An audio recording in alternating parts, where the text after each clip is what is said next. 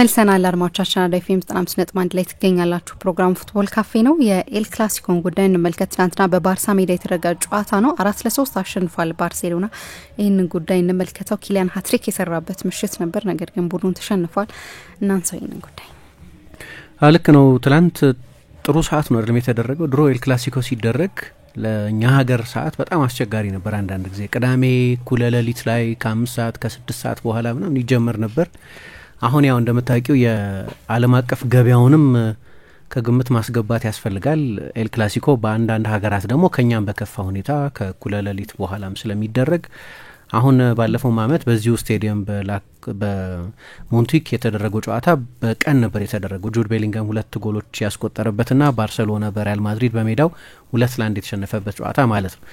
እና በዚህ ምክንያት ብዙ ሰው ይሄ የፕሪሚየር ሊግ ሰዓት ነው የጨዋታው የሚደረግበት ሰዓት 11 ሰዓት 12 ሰዓት ሲሆን ለተከታታይ ዓመታት እንደዛ እያየን ነው። ግን ኤል ክላሲኮን ከሌሎቹ በሌሎች ሀገራት ከሚደረጉ ትልልቅ ጨዋታዎች ሁል ጊዜም የተለየ የሚያደርገው የሚመስለኝ አሰልቺ ጨዋታ አታይም በኤል ክላሲኮ ብዙ ጊዜ ከድሮ ጀምሮ ማለት ነው። በአንዳንድ አጋጣሚዎች ካልሆነ በስተቀር አሁን ለምሳሌ እኔ ያደግኩበት የእንግሊዝ ራይቨለሪ የማንቸስተር ዩናይትድና የአርሰናል ባላንጣነት ነው። ከዛ ሳምንቱን ሙሉ ስለዛ ጨዋታ ይወራና እሁድ ሲመጣ ጨዋታው ቴንሽን አለው፣ ምንም ጥያቄ የለውም። የአግሬሽን አለው። በሁለቱ መካከል የነበረው ታሪካዊ መካረር የሚታወቅ ነው። በንጹህ እግር ኳሳዊ መለኪያ ግን ብዙ ጊዜ ጨዋታዎቹ ድብድብ ይበዛቸዋል እንጂ ኳሊቲ አልነበሩም። በአብዛኛው 1-0 2-1 ወይ 0-0 አንድ እኩል ያልቅ ይችላል ጨዋታው። ኤል ክላሲኮ ግን ሁል ጊዜ ዴሊቨር ያደርጋል። ሁል ጊዜ ውብ እግር ኳስ ታይበታለች። የትላንትናው ደግሞ በቅርብ ዓመታት ካየናቸው የባርሴሎና ሪያል ማድሪድ ጨዋታዎች ከምርጦቹ መካከል አንዱ ሆኖ መጠቀስ ያለበት ይመስለኛል። ግን በዚህ ዓመት ይሄ ዓመቱ ምርጥ ጨዋታ ይሆን ወይ በቅርብ ዓመታት እንደ አይነት ጨዋታ አይቼ ይሆን ያልን የተነጋገርንባቸው በርካታ ጨዋታዎች ነበሩ። ለምሳሌ የአትሌቲኮ ማድሪድና የባርሴሎና 4-4 ጨዋታ የኮፓ ዴል ሬ የግማሽ ፍጻሜ የመጀመሪያ ጨዋታ ማለት ነው። ብዙ እንዳወራንበት አስታውሳለሁ። ሁለቱም ከኢንተር ጋር ባርሴሎና ያደረጋቸው ጨዋታዎች 3-1 ያለቀውም ባለፈው 4-3 የተጠናቀቀውም ጨዋታ በአመታት ውስጥ ምናልባት ምርጡ ጨዋታ ይሆን ወይ በቻምፒየንስ ሊግ ታሪክ የምንጊዜ ምርጡ የግማሽ ፍጻሜ ጨዋታ ነው ወይ በሚል ብዙ ሰው ሲነጋገርበት የነበረ ነው። በዚሁ አመት ባርሴሎና ከቤንፊካ ጋር ተጫውቶ 5-4 ከሜዳ ውጭ ያሸነፈውም ጨዋታ ነበር እንደምታስታውሹ። አሁን አብዛኞቹ ጨዋታዎች ባርሴሎና የተሳተፈባቸው ጨዋታዎች ናቸው። የባለፈው ሁለቱም የኢንተር ጨዋታዎች እንደዛ ውብ ለመሆናቸው ዋናው ምክንያት ኢንተር ሳይሆን ባርሴሎና ነው። ኢንተር ማይፈልግም አንድ አይነት ጨዋታ ኮንትሮልድ የሆነ ሶሊድ ብዙ ጎል የማይቆጠርበት ቡድን ነው። የቡድኑ የጨዋታ ባህሪ ራሱ ሪስክ የሚያበረታታ አይደለም። ብዙ በጣም በጥንቅ ማለት መጥፎ ነው ማለት አይደለም። ግን የባርሴሎና ጨዋታዎች ኮመን ዲኖሚኔተር ከሆኑ ባርሴሎና ያለባቸው ጨዋታዎች ከሆኑ እንደዚህ ሃይ ስኮሪንግ ጨዋታዎች የሚሆኑት ይሄማ ምርጥ ጨዋታ ነው በአመታት ውስጥ ያዩት ምርጥ ጨዋታ ይሄ ሳይሆን አይቀርም እንድንል ከሆንን ምክንያቱ ሪያል ማድሪድ፣ ኢንተር ሚላን፣ ቤንፊካ፣ አትሌቲኮ ማድሪድ አይደሉም ማለት ባርሴሎና። አሁን እንደ አሰልጣኝ ካየሽው አንዳንድ አሰልጣኞች ይሄማ ሱዊሳይድ ሃራኪሪ ታክቲክ ነው በቃ የራስን የማጥፋት ነው ሊሉ ይችላሉ ብዙ አሰልጣኞች። ምክንያቱም አሁን ለኮንትሮል እና ለሶሊዲቲ የሚሰጠው ግምት በጣም ከፍተኛ ስለሆነ በየሀገሩ ያንን ስህተት ነው ልል አልችልም። የእግር ኳስ ጣዕም ነው። እንደ አሰልጣኝ እንዲህ አይነቶቹን ጨዋታዎች አሰልጣኞች ላይወዷቸው ይችላሉ። ነገር ግን ምርጦቹ ጨዋታዎችን ባርሴሎና የተሳተፈባቸው ከሆኑ እና ኢንተርን አመቱ ሙሉ አይተሽ እንዲህ አይነት ሌላ ኤግዚቢሽን ጨዋታ ካላይሽ አትሌቲኮ ማድሪድ ነው አትሌቲኮ ማድሪድን አይተሽ ሌላ እንዲህ አይነት ፉትቦል አታይም ከሌላ ከማንም ቡድን ጋር ቢጫወት ወይ ኢቨን ሪያል ማድሪድ ወይ ሁሉም ኮመን ዲኖሚኔተሩ ባርሴሎና በእኔ አስተያየት የራሱ እንትኖች አሉበት፣ የራሱ ስህተቶች አሉበት። አይ ቲንክ ውብ የሚያደርገው ባርሴሎና ስህተቶች ያሉበትን በመሆኑ ምክንያት ሪስክ በመውሰዱ ምክንያት የሚፈጠሩ ስህተቶች አሉ። በዛ ሃይላይን ምክንያት የሚፈጠሩ ስህተቶች አሉ እና አመቱን ሙሉ ሰዎችን ያዝናና ነው። አሁን እኔ የድጋፍ ጉዳይ ነው። መቼስ ድጋፍ ምን መሆን አለበት ለአንድ ስንት ሺህ ማይል ርቆ ላለ ሰው ኢንተርቴይንመንት ነው ኮንሰምፕሽን የሚያደርገው ወይስ ልክ እንደ ከተማው ልጅ የተለየ በቃ የኔ ነው ብሎ መጣባት አለበት? አላቅም። የራስ ምርጫ ነው እሱ። የድጋፍን ምክንያት ብዙ ልተች አልችልም። ግን ይህንን ባርሰሎና ከድጋፍ ስሜት ባሻገር የምትወጁ አይነት ቡድን የልጆች ቡድን ነው። አንደኛ በጣም ትንንሽ ልጆች ያሉበት ቡድን ነው። የ17 የ18 ዓመት ልጆች ላይናፕ ውስጥ ያለች ላሚን ያማል፣ ኩባርሲ ወይ 22 ዓመቱ ፔድሪ ትንሽ ልጆች የምታይበት ቲም ነው። አንደኛ ብዙ የአካዳሚ ተጫዋቾች ያሉበት ቲም ነው። ሁለተኛ ሀብታም ክለብ ነው ባርሰሎና። ግን በቅርብ ዓመታት ከፍተኛ ዕዳ ስላለበት በገፍ ተጫዋቾች አምጥቶ ድንገት የተገጣጠመ ቡድን አይደለም። በአብዛኛው የኮች አይዲያ የምታይበት ቡድን ነው። ድጋፍ ሌላ ጉዳይ ነው። ነገር ግን እንደው እንደ ገለልተኛ ተመልካች ግን በጣም የምትወጁ ቡድን ነው። ትላንትና ሌላ የእግር ኳስ ኤግዚቢሽን አይተናል። ሁለቱም ቡድኖች 7 ጎል የተቆጠረበት በ35 ደቂቃ ብቻ 5 ጎል ያየንበት ጨዋታ ነው። እና እግር ኳስ ደግሞ ትሬንዶች አሉት እንደምታውቅ። ትሬንድ የሚጻፈው በአሰልጣኝ በተከታዮች የሚያፈራው በአሰልጣኞች ስኬት ወይ በቡድኖች ስኬት። ለምሳሌ ባርሰሎና አመቱን ሙሉ እንደዚህ አይነት ውብ እግር ኳስ ተጫውቶ ምንም ዋንጫ ሳያሸንፍ ቢጠናቀቅ ሰዎች ያው ባርሳ አመቱን ሙሉ እንደዛ ተጫውቶ ዋንጫ አላሸነፈም እኮ ይላሉ እንጂ ባርሰሎና በዚህ መንገድ ሻምፒዮን ሆኗል፣ ስለዚህ ልክ ይሰራል ማለት ነው እኛ የምንከተለው እንዲሉ አያበረታታም። የሚያሸንፉ ቡድኖችን ነው ሰዎች የሚከተሉት።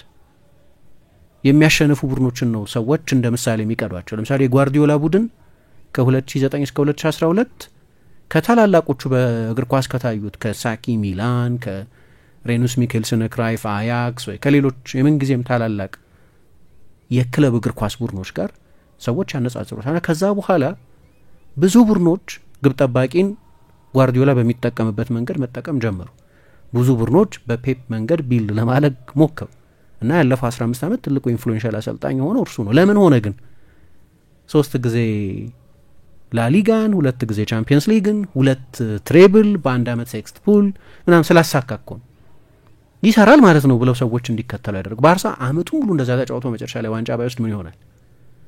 አመቱ ሙሉ ባርሳ እንደዛ ተጫወተ ግን ዋንጫ አላገኘም፣ ስለዚህ ልከተለው የሚገባው ሞዴል አይደለም እንዲሉ ያደርጋል ማለት ነው። አይ ሆፕ ቡድኖች የባርሴሎናን ሞዴል ከዚህ በኋላ ብዙ ይከተላል። አይ ሆፕ። ስለዚህ እኛ እግር ኳስ ተመልካች እንጠቀማለን። 90 ደቂቃይን ቴሌቪዥን ፊት የምቀመጠው ኬጂዮን አሰልቺ እግር ኳስ ለማየት አይደለም። እኔ ቢሆንልኝ የእኔ ምርጫ አይደለም። ለእያንዳንዱ ለሰብስክሪፕሽን ምን ከፍለው እያንዳንዱ ብር እንዳይቆጨን የሚያደርገውም እንዲህ አይነቱ እግር ኳስ። እኔ እግር ኳስ ተመልካች ነኝ። መጀመሪያ ደጋፊ አይደለሁም። ቢያንስ አሁን ድሮ ደጋፊ ነበርኩ፣ ቢያንስ አሁን ደጋፊ አይደለሁም እና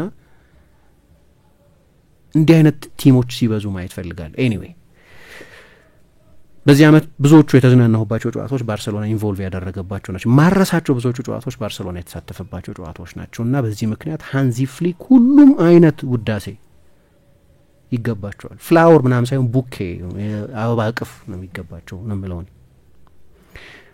እና ትላንትና ያው የበላይ ሆነዋል። በዚህ አመት ምንም ጥያቄ የለውም። 4 ጊዜ ተጫውተው 4ቱንም ጨዋታዎች አሸንፈዋል። 16 ጎሎች አስቆጥረዋል። በዚህ አመት ባርሰሎና ከሪያል ማድሪድ ጋር 4 ጊዜ በተለያዩ ውድድሮች ላይ ተጫውቶ ማለት ነው።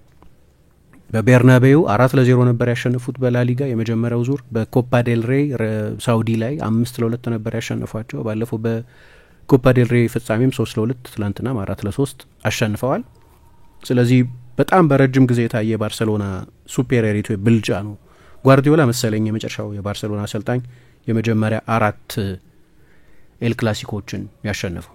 በነዛ 5 እንደው መሰለኝ ሄደው እሱ ከነዛ መካከል አንዱ የሞሪኞ ቡድን 5-0 ያሸነፈበት፣ ከዛ ፊት የነበረው ሲዝን ላይ ፔሌግሪኒ አሰልጣኝ ሆኖ 6-2 ቤርናቤው ላይ ያሸነፈበትን ጨዋታ ይጨምራል ማለት ነው እና ሃንዚ ፍሊክ ይሄንን አድርገውታል። በአጠቃላይ ግን ጨዋታው 7 ጎሎች የተቆጠሩበት ኤግዚቢሽን ነበር። በቅርብ ጊዜ ካየናቸው ምርጥ ኤል ክላሲኮች መካከል አንዱ ነው እላለሁ። ግን በጠቅላላው ኤል ክላሲኮ ብዙ ጊዜ ዲስአፖይንት አያደርገንም። ከዚህ ጨዋታ በፊት ፍርሃት ነበር በባርሳ በኩል። ያው የማድሪድ የመጨረሻው እድል ነበር ትላንትና፣ የግድ ማሸነፍ ነበረበት። በላሊጋው የሆነ ተስፋ ይኖረው ከሆነ ወደ 1 ነጥብ ቢጠብ አይ ቲንክ ሪያል ማድሪድ ትልቅ አድቫንቴጅ ሊኖረው ይችል ነበር። ምክንያቱም ባርሰሎና አንደኛ ሞመንተም ሺፍት ያደርጋል፣ ሁለተኛ ቪያሪያልን ይገጥማል፣ ቢልባውን ከሜዳ ውጭ ያገኛል። በጣም አስቸጋሪ ጨዋታዎች ናቸው እነዚህ። ከኤስፓኞል ጋር ደርቢ ነው፣ ወደ ኤል ፕራት ሄዶ ነው የሚጫወተው። ስለዚህ ከባባድ ወደ ኤል ፕራት ኮርኔያ ሄዶ ነበር የሚጫወተው። ስለዚህ ለማድሪድ ማሸነፍ የነጥብ ልዩነቱን ወደ 1 ማጥበብ ብቻ ሳይሆን በዋንጫ ፉክክር ውስጥም ምንድነው አፐር ሃንድ እንዲኖረው ያደርግ ነበር። ለማድሪድ በጣም ወሳኝ ነው። ባርሰሎና ግን ከዛ በጣም በአካልም በአእምሮም ከሚያዝል ድራማዊ ጨዋታ መልስ ነው ወደዚህ ጨዋታ ያንደ ሳምንቱ አጋማሽ ተጫውቷል። 120 ደቂቃም ነው የተጫወተው። ጨዋታው ምን አይነት ጥፋቶች እንደነበሩት እናስታውሳለን። 40 ሰከንድ እስኪቀረው ድረስ ባርሰሎና የቻምፒየንስ ሊግ ፋይናል ነበር። ከዛን የተቀሙት ከዛ በኋላ 3 ጊዜ ብረት መልሶባቸዋል። ሜቢ 5-6 ጎል ያስቆጥሩ ይችሉ ነበር ምናምን፣ ግን መጨረሻ ላይ ተሸነፉ። ከዚህ ኢሞሽናል ሮለር ኮስተር ወደ ኤል ክላሲኮ ስትመጪ ሰዎች ወዲያው እንኳን የማድሪድ ጨዋታ ኖረላቸው ነው ያሉት። በእርግጥ ምክንያቱም ያንን የሚላኑን ጨዋታ እያሰላሰልሽ ልትቆይ አትችይም። ሌላ ትልቅ ሚሽን አለ፣ የላሊጋው መዳረሻ የሚወሰንበት።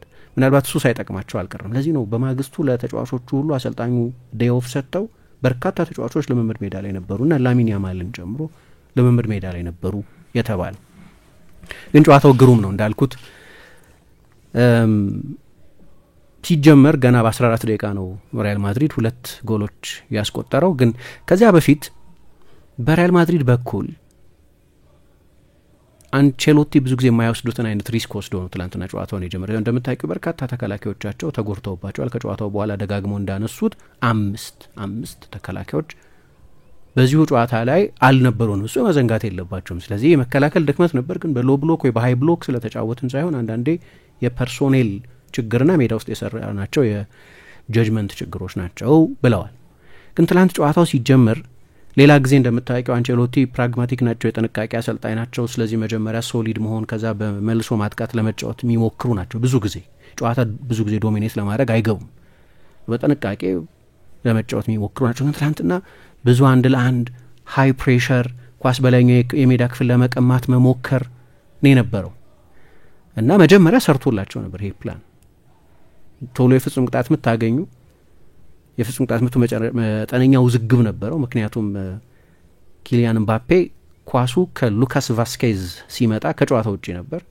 ነገር ግን ኳሱን የተሳሳተው ፓው ኩባርሲ ነው። ስለዚህ እንደ ባክ ፓስ ነገር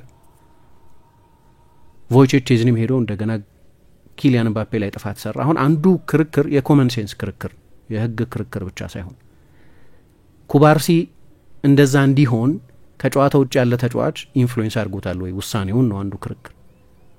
ከጨዋታ ውጭ መሆኑ ምባፔ ከጨዋታ ውጭ ነበር ኳሱ ሲመጣ፣ ግልጽ ነው እሱ። ኩባርሲ ኳሱን ከነካው በኋላ ነው ምባፔ ከጨዋታ ውጭ የማይሆነው። ግን የኩባርሲን ጀጅመንት ከጨዋታ ውጭ ያለ ተጫዋች አፌክት ያደርገዋል ወይ? እንደዛም ይሆን ከሆነ ያ ህግ ከጨዋታ ውጭ ያለ ተጫዋች በጨዋታው ላይ ኢንፍሉዌንስ ማድረግ የለበትም ከሚለው ህግ ጋር ይጣረሳል ማለት ነው። ሚለው እንደዛ ነው ህጉ።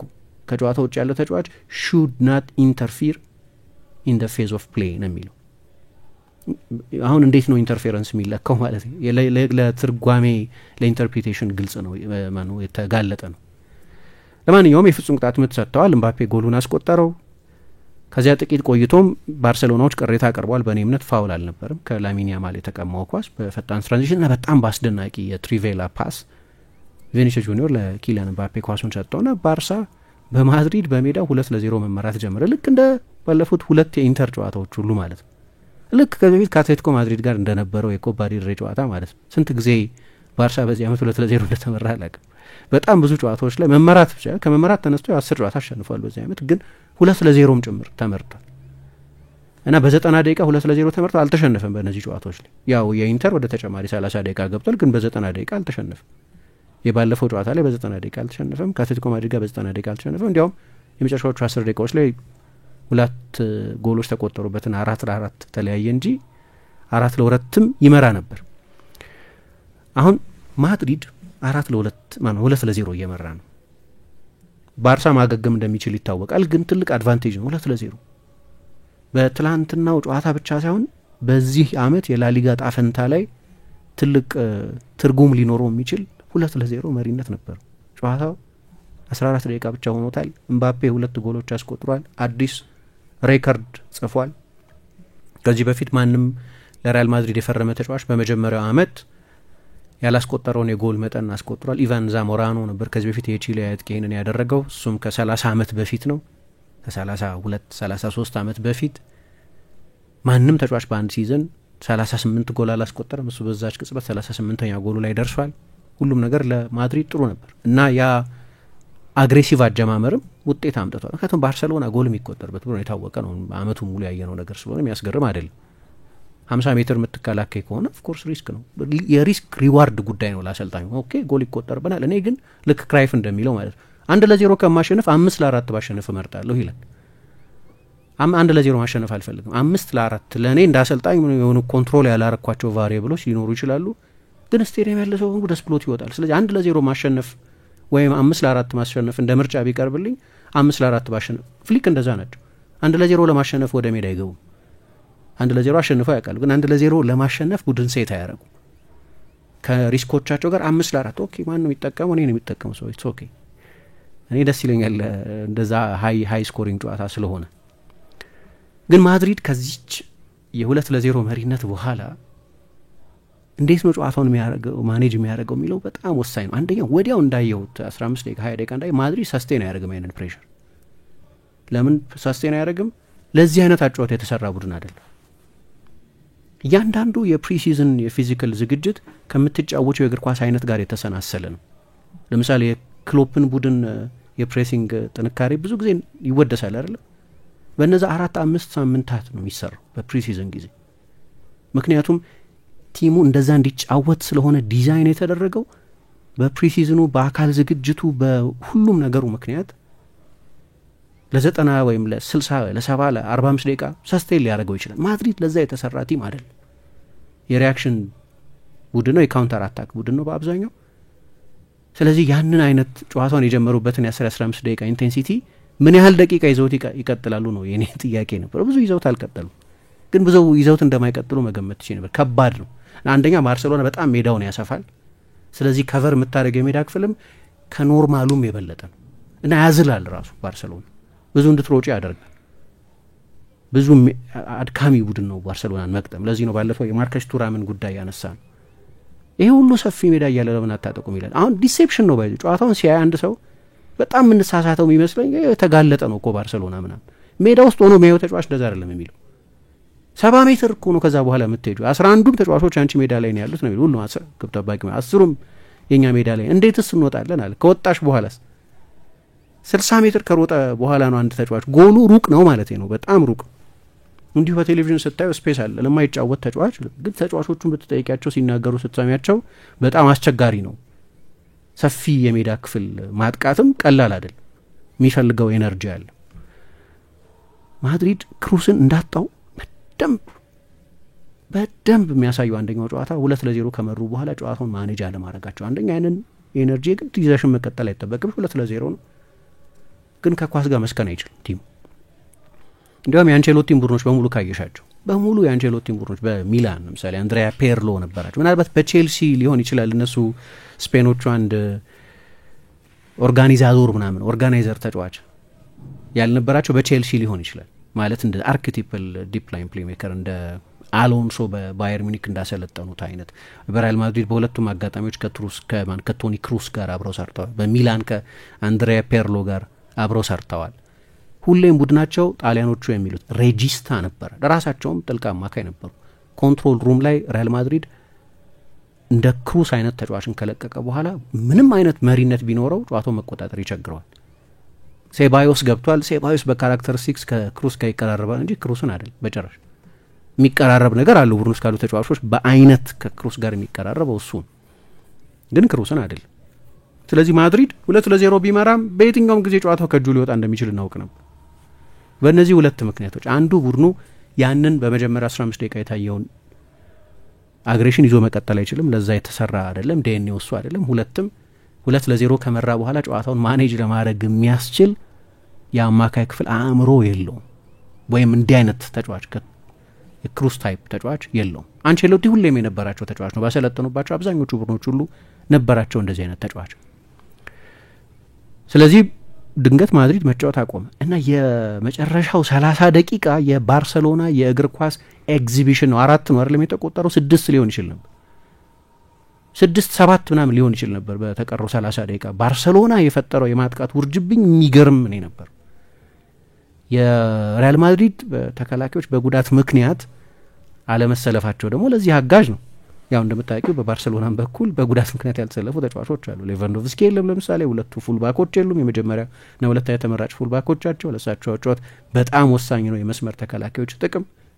ባርሰሎናም ያላሰለፋቸው ተጫዋቾች ነበሩ። የማድሪድ የመከላከል ቀውስ ግን በዛ በኤል ክላሲኮ 4-0 ሲሸነፉ እኮ ካርቫሃል ነው ያልነበረው እንጂ ሩዲገር ነበር፣ ሚሊታው ነበር፣ ሜንዲ ነበር።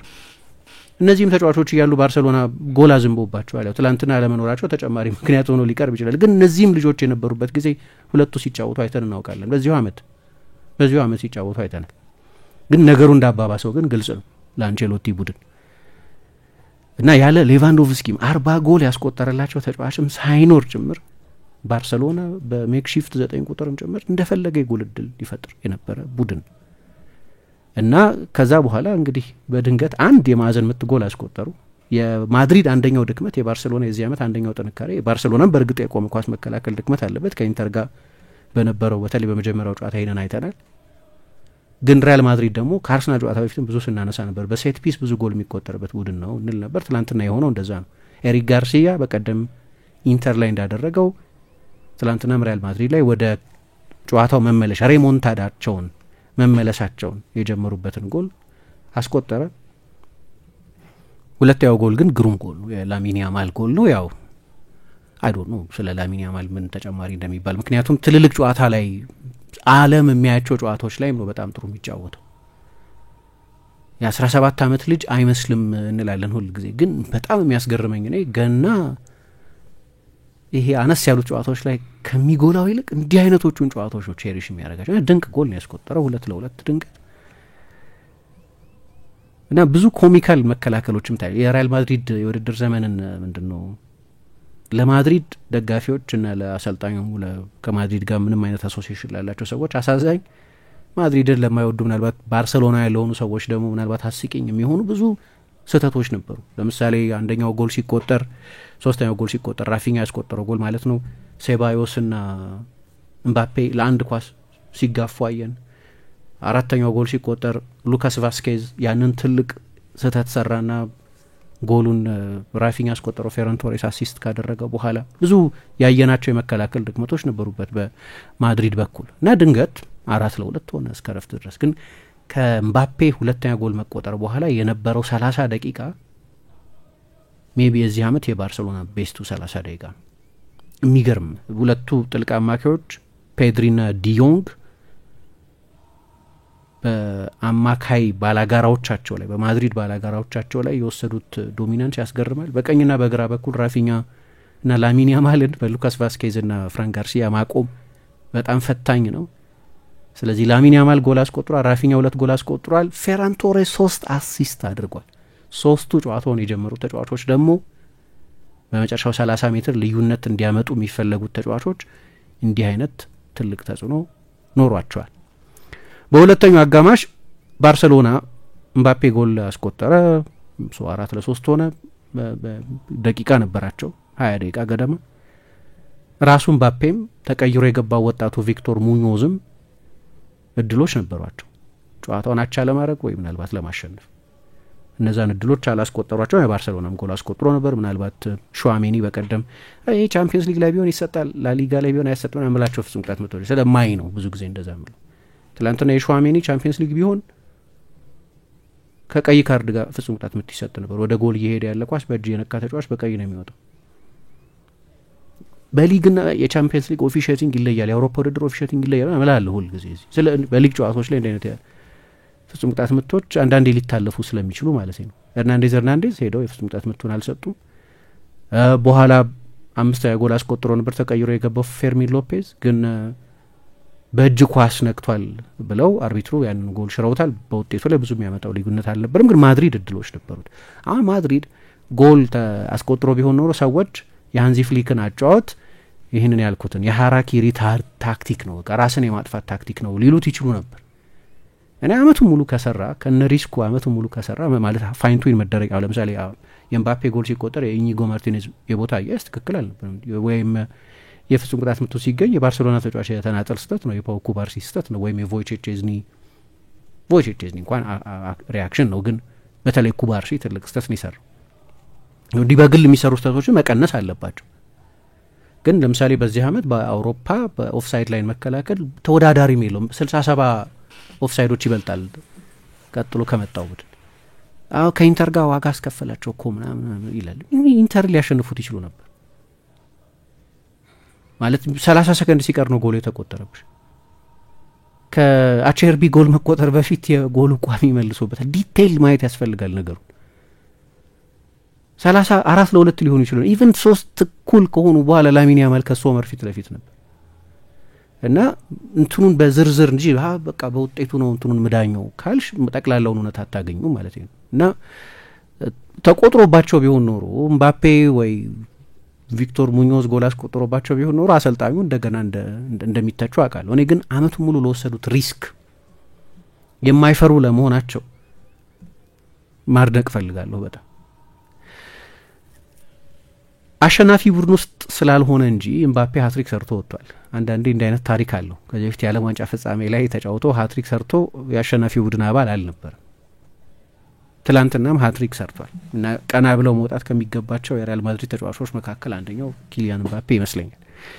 ከሱ መምጣት በኋላ ማድሪድ የስትራክቸር ችግር አለበት ምን ስንል ነሰሰርሊ እሱን ማለታችን አይደለም። የእሱ ታይፕ ተጫዋች የሆነ ኤክስ የሚባል ሌላ ተጫዋች ሊሆን ሮበርት የሚባል ሌላ ተጫዋች ሊሆን ይችላል። ነገር ግን አማካይ ወጥቶ አጥቂ ሲጨመር የሚፈጠር ኢምባላንስ አለ። አሁን ነገሩ ምባፔ ላይ የሚሰጥ አስተያየት አይደለም። አዘ ፕሌየር እሱን በተናጠል የሚመለከት ብቻ አይደለም ነገሩ። የማድሪድ ሚዛን መሳት ግን ሲመጣ የፈረመ ቀን እናውቃለን። ማድሪድ እንዴት ነው የሚጫወተው እንድል ነበር የታወቀ ነው። የእግር ኳስ ሳይንቲስት መሆን አይፈልግም። ግን ቁጥሮቹን ብቻ ካየሻቸው ግን የሚገርም የውድድር ዘመን ያሳለፈው። በቁጥሮች ብቻ ካየነው አስደናቂ የውድድር ዘመን ያሳለፈው። አምና ያስቆጠረው የጎል ቁጥር ላይ ሊደርስ ይችላል። አሁን ተጨማሪ ጨዋታዎች አሉ። 50 ጨዋታ 44 ጎል ነበር ለፔዤ ባለፈው አመት ያስቆጠረው። ሊቀየረ ሌላ አይነት ክለብ ነው ሌላ አይነት እግር ኳስ የሚጫወት ክለብ ከአዳዲስ ጓደኞች ጋር በአዲስ እግር ኳስ ባህል ነው የተጫወተው። ስለዚህ ወደ 40 ጎል አንድ ጎል ካስቆጠረ 40 ይሆናል። ከዚህ በላይ ምን ትፈልጊያለሽ? ሊሆን ይችላል። ግን በቂ እንዳልሆነ አንድ ተጫዋች 40 ጎል የሚያስቆጠር ተጫዋች ማስፈረም ብቻ በቂ እንዳልሆነ ያስረዳሻል። ማድሪድ ስትራክቸራል ችግሩ አለ። ግን መጨረሻ ላይ ሲያልቅ ባርሴሎና 62% ፖሴሽን ነበር። 23-9 ነበር የሙከራው መጠን። 23-9 ሆኖ ነው ያለቀው። በተለይ ከረፍት በፊት የነበሩት ደቂቃዎች ላይ የነበረው የባርሴሎና የማጥቃት ኃይል ያስገርማል። እንዳልኩት ደግሞ የባሎንዶር ሲዝን ነው ራፊኛ ያሳለፈ ያለው። ከጨዋታው በኋላ እኔ ጨዋታው ኮከብ መሆን አይገባኝም ማለት ጎሎቹን አስቆጠርኩ እንጂ ጥሩ አልተጫወትኩም ማለት ለምን ለኔ እንደሚሰጠኝ አላቅም ማለት። ግን በሲዝን ካየሹ ከ60 የጎል ተሳትፏል በዚህ አመት 37ኛና 38ኛ ጎሉን መሰለኝ ያስቆጠረው። የፍጹም ቅጣት ምት መቺ ደግሞ አይደለም። ፍጹም ቅጣት ምት ቢመታ ኖሮ ደግሞ የጎሉ መጠን ሌቫንዶቭስኪ የመታቸው የፍጹም ቅጣት ምቶች ለሱ ቢሆኑ ኖሮ ወይ ዋና የባርሴሎና የፍጹም ቅጣት ምት መቺ ማለት የሚመጣው ሶስተኛ ነው እንደው መሰለኝ። ሌቫንዶቭስኪ ከሌለ ኦልሞ ከሌለ ነው ራፊኛ የሚመጣው። 25 አሲስቶች አሉት እዚህ ላይ የባሎንዶር ሲዝን ነው በቁጥሮች ካየን። ላሚን ያማል እኔ በቁጥር 40 ጎል ላይ ነው የተሳተፈው። አሁን 16 ጎልና 24 አሲስት መሰለኝ። ስቲል 17 አመት ልጅ ራስ የሚያዞር ቁጥር ነው። ግን ደግሞ እኔ ለባሎንዶር የበለጠ የግል ሽልማቶች ላይ ያለኝን ሪዘርቬሽን ብዙ ጊዜ አንስቻለሁ። ግን የስታር ኳሊቲ ደግሞ አለው። ከሌሎች ዩኒክ የሚያደርግ ደግሞ ችሎታ አለው። ምናልባት ለእንደዚህ አይነት ሽልማቶች የበለጠ ሊጠቀም የሚችል እንደ ትላንትናው አይነት ጨዋታ ላይ ጥሩ መጫወቱ ምናልባት ለባሎንዶር ያግዘው ይሆናል። እዚህኛው አመት የባሎንዶር አሸናፊ እንደው አንዱ ብቻ ተነጥሎ ጎልቶ የሚታይ ተጫዋች የለም። ያው ቻምፒየንስ ሊግ ፋይናል አለ፣ የዓለም የክለቦች ዋንጫ አለ፣ የኔሽንስ ሊግ አለ። ስለዚህ የሚቀሩ ሌሎች ጨዋታዎች አሉ። በእነዚህ ጨዋታዎች ላይ የበለጠ ተጽዕኖ የሚያደርግ ተጫዋች ሽልማቱን ለማሸነፍ እድል ይኖረው ይሆናል። ግን አሁን ስታየው የሆነ ኦብቪየስ ካንዲዴት የለም። የሆነ ጊዜ ሳላ እንል ነበር። ግን ሊቨርፑል ከቻምፒየንስ ሊግ በወጣለት በጣም ብዙ ሰው ያው ሳላ አያሸንፍም ብሎ ነው ፊል ያደረገው።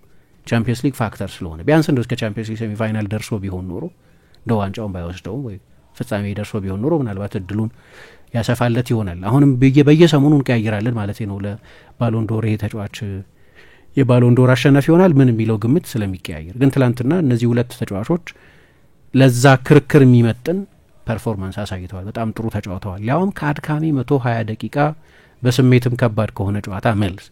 የባርሴሎና ሜንታሊቲ ነው። 10 ካምባክ ቀላል አይደለም። በአንድ የውድድር ዘመን በ32 የተለያዩ ጨዋታዎች 3 እና ከዛ በላይ ጎል አስቆጥረዋል እና ጨዋታው ግን በጣም ግሩም ነበር። ሁለተኛ አጋማሽ ላይ ባርሳ ወርዶ ነበር በኢንቴንሲቲው በኩል በእኔ አስተያየት።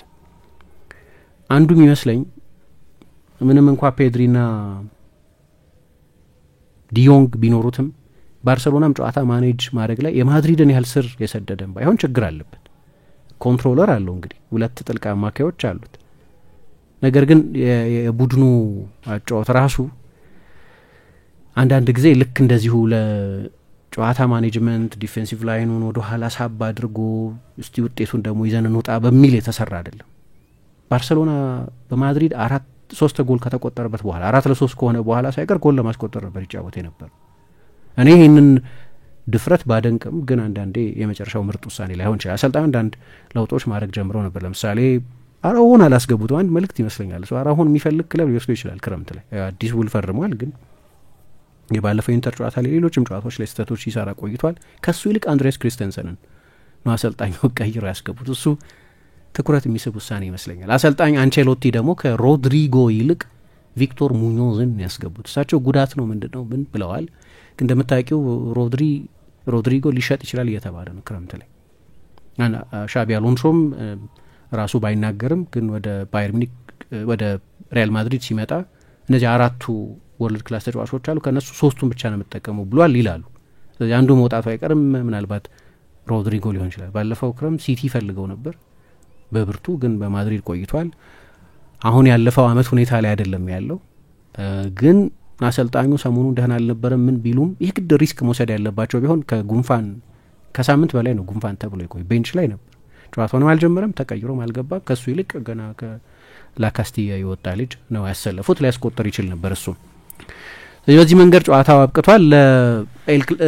በእኔ እምነት ላሊጋውም አብቅቷል። ማለት ማቴማቲካል መሆን አለበት። ማድሪድ ቀድሞ ይጫወታል መሰለኝ ከማዮርካ ከኦሳሱና ጋር ይጫወታል። ማድሪድ ያን ጨዋታ ካላሸነፈ ኤስፓኞልን ሳይገጥም ሻምፒዮን መሆኑን ያረጋግጣል። አሁን 3 ጨዋታ ብቻ ነው የቀረው። የምትጫወቹ ለ9 ነጥብ ነው፣ ልዩነቱ 7 ነጥብ ነው። ከዚህ በኋላ ማቴማቲካል ተስፋ ካልሆነ በስተቀር በላሊጋው ጉዳይም ላይ ሻምፒዮን የሆነውን ቡድን አውቀናል። ባርሰሎና የዛሬ 2 ዓመት የላሊጋው ሻምፒዮን ሲሆን በቻቪ ሄርናንዴዝ ስር በአብዛኛው ይወደስ የነበረው በጣም ጠጣር በሆነ የተከላካይ መስመሩ 25 ክሊንሺት በጠበቀው ያ ቡድን ሲሆን ያሁኑ እንደዛ ጎል ማይቆጠርበት አይደለም። ብዙ ጎል ይቆጠርበታል። አይ ቲንክ ውበቱም ያለው እዚህ ፍሎ ላይ ነው፣ ድክመቶቹ ላይ ነው ውበቱ ያለው ለገለልተኛ ተመልካች ማለት ነው። አሰልጣኙ ተከላካይ መስመራችንን ማጥበቅ አለብናል እኔም ሲመስለኝ ማጥበቅ አለባቸው። ግን ለምሳሌ በግል የሚሰሩትን ስህተቶች ነው መቀነስ ያለባቸው። አጫዋቱ ለእኔ ይኸው የሊግ ሻምፒዮን ሊያደርጋቸው ነው። ትሬብል ሊያሳኩም ይችላል። ዶሜስቲክ ትሬብል ሊሆን ይችላል አሁንም ለነገሩ። ምክንያቱም የሱፐር ካፑን አሸንፈዋል፣ ሪያል ማድሪድን አሸንፈው፣ ኮፓ ዴል ሬይ አሸንፈዋል፣ ላሊጋ ኦልሞስት አሸንፈዋል። ስለዚህ ዶሜስቲክ ትሬብል ነው ለነገሩ። ኳድሩፑል ምናምን ሊሆን ይችል ነበር ቻምፒየንስ ሊግን ቢያሸንፉ ፍጻሜ ቢደርሱ ኖሮ እና ያ ስታር ኳሊቲ አላቸው። ላሚን ያማልንም ከሌሎቹ ትልልቅ ከዋክብት ቢያንስ ገና ስለሆነ ገና እየጀመረም ስለሆነ ሊሆን ይችላል። ፕሬስ ያረጋል፣ ይተጋል፣ ትራክ ባክ ያረጋል። የቡድን ተጫዋች ነው፣ ታጋይም ነው። ጎል ካስቆጠረ በኋላ ደግሞ ክርስቲያኖ ከዚህ በፊት እዚሁ ስቴዲየም ላይ የሞሪኞ ቡድን የላሊጋው አሸናፊ በሆነበት ጊዜ ጎል አስቆጠረን። አንድ ከሜዙት ኦዚል ነበር ያ ኳስ የመጣው። ድንቅ ኳስ ነበር፣ ድንቅ አጨራረስም ነበር። ሰከን በሉ ካልማ አይነት የደስታ አገላለጽ ነበር። ትናንትና ይሄንን የደስታ አገላለጽ ካልማ የሚለው እና በኋላ ደግሞ ሄዶ እንደ ኤምባፔን የሚሄጅ አጣምሮ ደስታ መግለጽን አይነት የሚመስል ነገር አድርጓል። ለባርሴሎና በጣም ጥሩ ምሽት ነበር። አሰልጣኙ ለደጋፊዎቹም ለተጫዋቾቹም ይገባቸዋል። ማድሪድ ታላቅ ቡድን ነው፣ ግን እንደገና በድጋሚ ከ2-0 መመራት በኋላ ልክ እንደ ሚላኑ ጨዋታ አገግመናል። ከ120 ደቂቃ በኋላ ከኃይለኛ ኢንቴንሲቲ እግር ኳስ በኋላ ነው ወደዚህ ጨዋታ የመጣ ነው። ይህንን ማድረግ ቀላል አይደለም። ከ2-0 በየጊዜው መመለስ ቀላል ነገር አይደለም። ስለዚህ የቡድኔን ካራክተር ያሳያል አሉና ግን የልቤን ጤንነት ቼክ ማድረግ አለብኝ፣ ምክንያቱም አሁን የምናደርጋቸው ጨዋታዎች ሀይ ቮሊዩም ጨዋታዎች ናቸውና የልብ ምቴ ይፈጥናል የሚል አስተያየት ሰጥተዋል። ምንም እንደምታየው ኮንትሮቨርሲ የሚፈልጉ አይደሉም። ሃንዚ ፍሊክ እንዲህ ያሉ ተብሎ የሚነሳ አቧራ የለም። በስራቸውን ብቻ የሚሰሩ አይነት አሰልጣኝ ናቸው። ምንም አጀንዳ አይፈጠርም እሳቸው በተናገሩት ነገር። ምናልባት ይሄ በካታላን ወይም ስፓኒሽ ቋንቋ የማይናገሩ ባርሰሎና የሰው አለ መሆናቸውና ምን ጠቅሟቸው ሊሆን ይችላል። ግን እንዳልኩት ትላንትና የሪያል ማድሪድን ሲዝንን በመጠኑ የሚገልጽ አይነት ነው። እኔ አንቸሎቲ የራሳቸው መንገድ አላቸው እንደምታውቂው፣ ግን ከሳቸው በላይ የሪያል ማድሪድን ሰዎች ነው ማድሪድ በዚህ ዓመት ለደረሰበት የመከላከል ችግር መተቸት ያለባቸው ብዬ ማሰቡ። ፕሬዚደንቱ ናቸው ፔሬዝ ወይ አንሄል ሳንቼዝ ወይም ዩኒ ካለፋት ወይ ቦትሬጊኝ ወይ ሌላ ሰው አላቅም ማን መጠየቅ እንዳለበት። ግን እንደ ቦርድ ግን ሪያል ማድሪድ ቶኒ ክሩስን የመሰለ ኢራ ዲፋይን ያደረገ ተጫዋች ከለቀቀ በኋላ ለሱ የሚሆን ምትክ ተጫዋች አልገዛም። ሌላ ተጫዋች አላመጡም በዚህ ቦታ ላይ። እሱ ከባድ ችግር እንደሚፈጥር ግልጽ ነበር። እሱ ብቻ ሳይሆን ያው ሞድሪችም 40 ዓመት ሆኖታል። ስለዚህ በየ3 ቀኑ በሚደረግ ጨዋታ አይጫወትም። ስለዚህ ሁለት ቴክኒካል ጨዋታ ኮንትሮል ማድረግ የሚችሉ ተጫዋቾች፣ አንደኛው ዝም ብሎ የስኳድ አማራጭ ብቻ ሆኖ ስላለ፣ ሌላኛው ጫማ ስለሰቀለ ማድሪድ ያንን ቦታ ችላ ብሎታል።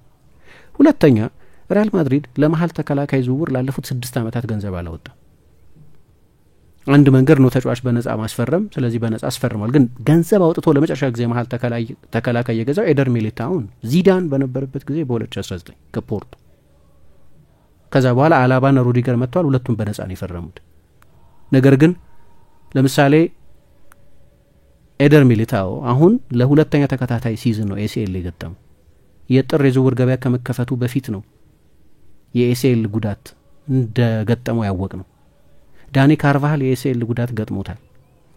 ሩዲገር ላለፉት 2 የውድድር ዘመናት አሁን ሰውነቱ ራሱ በቃኝ ስኪል ድረስ ከቫልቬርዴ ጋር ኦልሞስት እያንዳንዱን ደቂቃ ሲጫወት የቆየ ነው። ሜንዲ የጉዳት ታሪክ እንዳለበት የታወቀ ነው። ሜንዲም 2019 ላይ መጣ ተጫዋች ነው።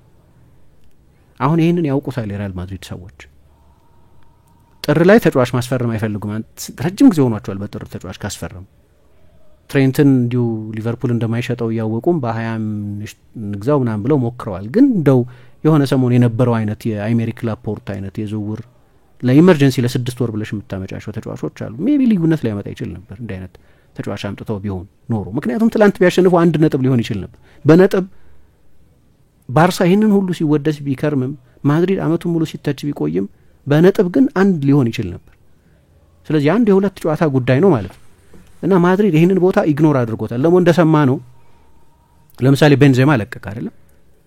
ቤንዜማ ለቀቀና ሪያል ማድሪድ የቤንዜማን ተተኪ አላመጣም። በአንቸሎቲ የማሰልጠን ክህሎት ምክንያት ነው ማድሪድ አምና 2 ዋንጫዎች አሸንፎ የጨረሰው። 3 እንበለው ሱፐር ካፑን ከጨመረ በአንቸሎቲ የማሰልጠን ችሎታ ምክንያት ነው። ምክንያቱም ጁድ ቤሊንጋምን ሪያል ማድሪድ ራሱ ያመጣው እንደ አጥቂ እንዲጫወት አልነበር፣ አማካኝ ነው። እዛ ቦታ ላይ ማንም ይጫወታል ብሎ አላሰበም። ግን በጣም የሚገርም ግኝት ሆነ። በኋላ እየገፋ ሲሄድ ደግሞ በስፕሊት ስትራይከሮች መጫወት ጀመሩ። በዛው የውድድር ዘመን የአላባ ጉዳት፣ በዛው የውድድር ዘመን የሚሊታው ጉዳት ነበር። ግን በናቾ እና በሹዋሜኒን የመሀል ተከላካይ አድርገው ምናምን ማድሪድ በየአመቱ 2 ዋንጫ የሚወስድ ቡድን አይደለም እኮ። ለምሳሌ ዚዳን 2017 ላይ ላሊጋውና የቻምፒየንስ ሊግ ደብል ሲሰራ ከ58 ዓመት በኋላ ነው ሁለቱንም ዋንጫዎች አንድ ላይ ያሸነፉት። ማድሪድ የቻምፒየንስ ሊግ ላሊጋ ደብል በየጊዜው ያደርጋል። በአንቸሎቲ ስር ግን 2022 ላይ ያደርገውታል፣ 2024 ላይ ያደርገውታል። አሰልጣኙ 9 ቁጥር መግዛት ለሃሪኬን ወይ ሃቨርትዝ ወይ ምን ብለው ነበር ያኔ እንደምናስታውሰው። የሆነ ሌላ ተጫዋች ፈልገው ነበር። ማድሪድ አይ አለ። መጨረሻ ላይ ስለሰራ አይ የዝውውር አካሄዱ ትክክል ነው ሊባል፣ የኮቹ አካሄድ ትክክል ነበር። ኮቹ የሆነ መፍትሄ አግኝተዋል። ቡድኑ ግን ያኔም ቢሆን ሆሴሉን ነበር ያመጣላቸው። ሆሴሉ ጠቃሚ ተጫዋች ነበር። 14 ጎል ምናምን አስቆጥሯል። ግን 9 ቁጥር ሆኖ የሚጀምር ተጫዋች አልነበር።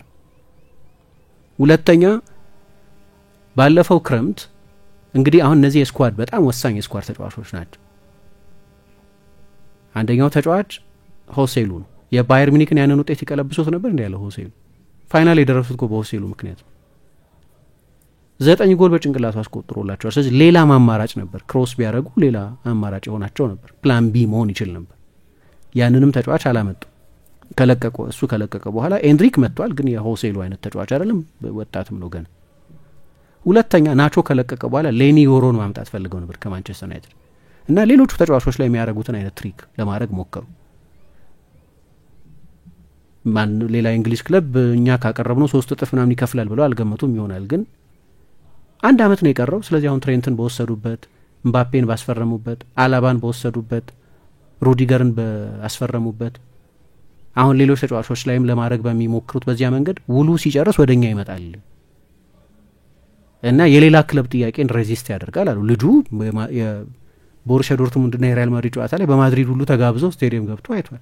የማድሪድን ፋሲሊቲ ጎብኝቷል። ወደ ማድሪድ መሄድ ይፈልግ ነበር ምናምን። ግን ሊል ደግሞ አሁን ወደ ምንሸጥ ክለብ ካልተዘዋወርክ አመቱን ሙሉ አትጫወትም ማለት ኦኬ፣ ሪያል ማድሪድ ከ20 ሚሊዮን በላይ አያወጣም ብሎ ይወስን፣ ችግር የለው። ግን ሌላ ፕላን ያስፈልጋል አይደል? ሌላ ተጫዋች መግዛት አለብሽ። ለሌኒ ዮሮ አንድ አመት ውል ለቀረው ተጫዋች ገና 18 አመቱ ለሆነ ልጅ ይህን ያህል ገንዘብ አላወጣም። እሺ አንድ ቫሉዌሽን ማንቸስተር ዩናይትድ ተጫዋቹን ገዛው። ሪያል ማድሪድ ግን በናቾ ቦታ ሌላ ተጫዋች አላመጣም። ካርቫሃል 33 አመቱ ነው። አሁን ተመልሶ በላቀ ብቃት መጫወቱን አይታወቅም። ለነገሩ ትሬንትን ሊያመጡ ነው፣ ግን ረጅም ጊዜ ችላ ብለውታል። ከኋላ ያለውን ቦታ በማሸነፍ ማስክ የተደረጉ ናቸው። አምና በአንቼሎቲ የተሸፈኑ ብዙ ቀዳዳዎች ነበሩ። በሌሎች ያለ መደበኛ ቦታቸው ተጫውተው ፐርፎርም ባደረጉ ተጫዋቾች የተሸፈኑ ብዙ ቀዳዳዎች ነበሩ። የ2021-22 የውድድር ዘመን የሪያል ማድሪድ የላሊጋ እና የቻምፒየንስ ሊግ አሸናፊነትም የራሱ የሚያስተላልፋቸው መልእክቶች ትልልቅ ሬሞንታዳዎች ያስፈልጓቸው ነበር። ትልልቅ ሬሞንታዳ ያስፈልግሻል ማለት በተለይ በየጨዋታው መሆን ከጀመረ ፍሎዎች አሉ ማለት ነው። ልክ ነው። የማድሪድ ስፒሪት የሚያስደንቅ ነው። ልክ ነው። የፔዤው፣ የቼልሲው፣ የሲቲው ጨዋታ ሁሉ በጣም የሚገርም የቡድን መንፈስ የታየባቸው ናቸው። ግን በእነዚህ ጨዋታዎች 5-6 ጎል ይቆጠርባቸው ነበር በድምር ካየሽ ለምሳሌ። ስለዚህ ችግሮቹ አሉ፣ የቆዩ ችግሮች ነበሩ። ከበፊት ጀምሮ የቆዩ ችግሮች ነበሩ። ተጫዋቾቻቸው በተሟላ ሁኔታ ላይ በነበሩበትም ጊዜ የነበሩ ችግሮች፣ ክሩስ እያለ የነበሩ ችግሮች ነበሩ። ክሩስም እያለ የነበሩ ድክመቶች ነበሩ። አምና አስታውሳለሁ ከላይፕዚግ ጨዋታ በኋላ ላይፕዚግ 10 ኢላማን የጠበቀ ሙከራ አድርጎ ሉኒን የጨዋታው ሱፐርስታር ሆኖ ብራሂም ያንን አስደናቂ ጎል አሸንፎ ወጣ። ኦኬ ማድሪድ 1-0 አሸንፎ የመልሱን ጨዋታ ላይ እንደዚሁ ተቀጠቀጠ። 20 ምናምን ሙከራ ቤርናቤው ላይ አድርጎ ላይፕዚግ ወጣ ጨዋታው ላይ 1-1 ያለቀው መሰለኝ ጨዋታው። አልፏል። ማድሪድ ግን ድክመቶቹ እንዳሉ መቀረፍ የነበረባቸው ድክመቶች እንዳሉ ግን ሲግናል ይሰጥሻል። አሁን ባርሳ አለበት ድክመት። ለምሳሌ አንዱ አጫወቱ የሚፈጥረው ነው። ስለዚህ አጫወቱ የሚፈጥረው ነገር ነው። ግን በግል የሚሰሩ ስህተቶች ስላሉ በኮቺንግ ይሆን አዳዲስ ሰው በማምጣት መደፈን አለበት ማለት ነው። አናሊቲካል የምትሆኝ ከሆነ እኛ በቃ ዋንጫውን እያሸነፍን አይደለም እንደምን ችግር አለው ምናምን ቢል ቡድኑ አንዳንዶቹን በግልጽ የሚታዩትን ድክመቶች አድሬስ አያደርግም ማለት ነው።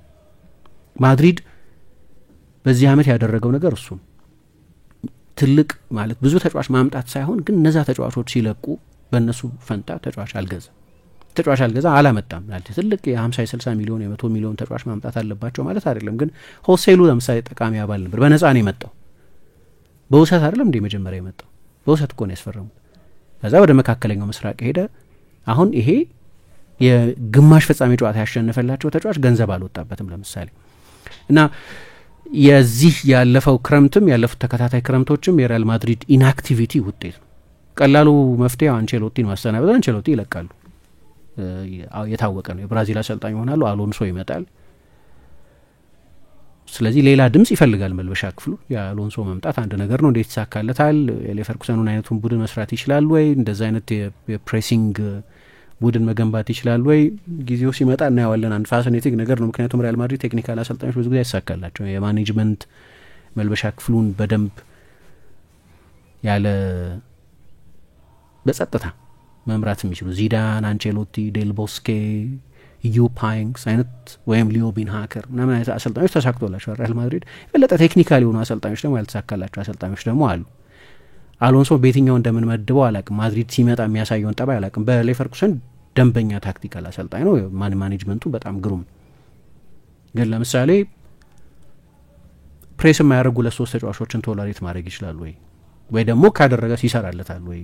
ያንን ቡድን ጊዜው ሲመጣ ስትራክቸር ለውጥ አድርጋለሁ። እኔ ማድሪድ በባክስሪ ሲጫወት አይቼ አላቅም በታሪክ። በሱ ስር ለመጀመሪያ ጊዜ በባክስሪ መጫወታቸው አይቀርም። ግን በግራ በኩል የአሌሃንድሮ ግሪማልዶ አይነት ተጫዋች ይፈልጋል ማለት ነው። እዛም ዝውውር ላይ ወይ ደግሞ እንደ ግራኒት ጃካ አይነት የበለጠ ሚድፊልድ ኮንትሮለር ይፈልጋል ማለት ነው። ራሱን አሎንሶን የሚመስል ካራክተሪስቲክስ ያለው ተጫዋች ነው። እንዲህ አይነት ተጫዋች ማምጣት አለበት። ዙቢሜንዲ ይባል ነበር። ዙቢሜንዲን ትተውታል መሰለኝ። ወደ አርሰናል መሄዱ አይቀርም። ይሄን ተጫዋች ሌላ ማንን ያመጣሉ? አምና ጆስዋ ኪሚህም ተብሎ ነበር። እሱም አዲስ ውል ፈርሟል ከባየር ሚኒክ። የሆነ ተጫዋች ማምጣት አለ። የአሎንሶ አጫወት እንዲህ አይነት ተጫዋችም ይፈልጋል። ሁለቱ አማካዮች ጥልቅ አማካዮች ናቸው እና የማድሪድ ችግር ያው በሚቀጥለው ጊዜ ምን ይሆናል ምን አይነት ዝውውሮች ይፈጽማሉ ምን ብዙ ድራማዊ ዝውውር አንፈጽምም የሚል መልእክት ነው እንደዚህ አይነት ሲግናል ነው በማድሪድ በኩል የሚሰጠው ግን አንዳንድ ወሳኝ ዝውውሮችን ግን ማድረጋቸው ግድ ይመስለኛል በተለይ ተከላካዮች ማምጣት አለባቸው እሱ ጥያቄ ነው ሩዲገር ራሱ ወደ ሳውዲ ሊሄድ ይችላል እየተባለ ነው እሱም ቢሆን ስለዚህ ጨዋታው በዚህ መንገድ እንግዲህ ተጠናቋል ለባርሰሎና በጣም ውብ የውድድር ዘመን ነበር የማያቆም ማጥቃት ሃይ ፕሬሲንግ ኳስ ሪከቨሪ ተጋጣሚ ቡድን የሜዳ ክፍል ላይ 7-8 ተጫዋች አድርጎ መጫወት ኤክሳይቲንግ እግር ኳስ በርካታ 160 ምናምን ጎል ያስቆጠረ ማጥቃት ሆኗል እና ለኔ እንዲህ አይነት ቡድን ሻምፒዮን ሲሆን ማየት ደስ ይለኛል ሪዋርድ ሲደረግ ማየት ደስ ይለኛል የባርሰሎና ደጋፊ አይደለም የማድሪድ ደጋፊ አይደለም ምናምን ግን አምና አንቸሎቲ እናደንቅ ነበር አንቸሎቲ ላሊጋ ነው ምናምን ብለን ፕሮግራም እንደሰራን አስታውሳለሁ ሶ ይሄኛው ደግሞ የፍሊክ ላሊጋ ነው የአሰልጣኙ ድል ነው ለምባፔ የፒቺቺውንም መምራት ጀምሯል አሁን ትላንትና ያው ሌቫንዶቭስኪ ሰሞኑን እየተጫወተ አይደለም እንደምታውቁ ስለዚህ ጎሎቹ ላይ መጨመር አልቻለም ምባፔ ደግሞ ትላንት ሃትሪክ ከሰራ በኋላ በሪያል ማድሪድ ታሪክ የማድሪድ የምንጊዜም ከፍተኛ ጎል አስቆጣሪ ክርስቲያኖ ሮናልዶ ቀጥሎ ሁለተኛው ከፍተኛ ጎል አስቆጣሪ ካልተሳሳትኩ ካረም ቤንዜማ ከዛ ራውል እነዚህ ሁሉ በመጀመሪያ ሲዝናቸው የፒቺቺው አሸናፊ አልነበሩ ለነገሩ በሪያል ማድሪድ ታሪክ ከ1 እስከ 10 ያሉትን የሪያል ማድሪድ የምንጊዜም ከፍተኛ ጎል አስቆጣሪዎችን ብታይ ሁለት ተጫዋቾች ብቻ ናቸው በመጀመሪያ ሲዝናቸው ከፍተኛ ጎል አስቆጣሪ ሆኑት ግን ሶሎዊስት ነው የአንድ ተጫዋች ጥሩ መጫወት ብቻ ወይም የአንድ ተጫዋች እንዲህ አይነት ኢንፍሌትድ የሆኑ ቁጥሮች በቂ አይደለም ሃሪኬን ወደ ባየርን ሄዶ እኮ አምና ማአት ጎል ነው ያስቆጠረው ግን እሱ በሄደበት አመት ባየር ሙኒክ ዋንጫ አልወሰደም በቡድን ስፖርትና አንድ ተጫዋች በግሉ ብዙ ጎሎች በማስቆጠሩ መካከል ልዩነት አለ እና የኤምባፔን ሲዝን ስኬታማ ሲዝን እንለዋለን የመጣው ቻምፒየንስ ሊጎች እንዲያሸንፍ ላሊጋዎች እንዲያሸንፍ ኮፓ ዴል ሬዎች እንዲያሸንፍ አንዱንም አላሸነፈም ቡድኑ ማለት ምንም ዋንጫ ሳይሸነፉ ነው የውድድር ዘመኑ የሚጠናቀቀው አምና ግን 50 ጎል የሚያስቆጥር ተጫዋች ሳይኖራቸው ዋንጫዎቹን ወስደዋል ያቺ ፋይን ባላንስ ታስፈልጋለች ፔዤ ልክ ነው አሁን ድንገት ዴምቤሌ 30 ምናምን ጎል የሚያስቆጥር ተጫዋች ሆነ ግን የውድድር ዘመኑ ሲጀመር 44 ጎል ያስቆጠረ ተጫዋች ነው የለቀቀው መጨረሻ ላይ ያው የትሬብል አሸናፊ ሊሆን አንድ ጨዋታ ነው የቀረው ሁለት ጨዋታ ኮፓ ዴል ሬ ማነው የኩፕ ደ ፍራንስ ፍጻሜ ከሃንስ ጋር ከዛ በቻምፒየንስ ሊግ ደግሞ ከኢንተር ጋር ሶ እቺ ሁሌም ያለች ኮንፊውዥን ነች አንድ ተጫዋች ጎል ሲያስቆጥራ ተሳካለት እዛ ሄዶ ምናምን እንላለን ልክ ነው ቡድኑ ከዛ በፊት ከነበረው የበለጠ ከተዳከመ ግን ቡድኑ ችግር አለበት ማለት ነው ተጫዋቹ በቁጥር ጥሩ ሲዝን ሊሆን ይችላል መጨረሻ ላይ የሚያሸንፈው ካሸነፈ ፒቺቺ ነው የሚያሸንፈው በዚህ አመት የግል ሽልማት ማለት ቡድኑ ግን አልተሳካለትም ስለ ይሄ ማድሪድን የቡድን ግንባታ ችግር የሚያሳይ ይመስለኛል ግን ትናንትና ባርሰሎና ውብ እግር ኳስ ተጫውቶ አመቱን ሙሉ ያሳየንን ውብ እግር ኳስ ተጫውቶ እና ኤል ክላሲኮን አሸንፎ በዚያውም ላሊጋን ድል ያደርግ የጊዜ ጉዳይ ብቻ ነው ለኔ አልቋል ላሊጋው ትላንት አቻም ቢወጡ ያልቅ ነበር ግን ሲያሸንፉ ደግሞ የበለጠ አስተማማኝ ሆኗል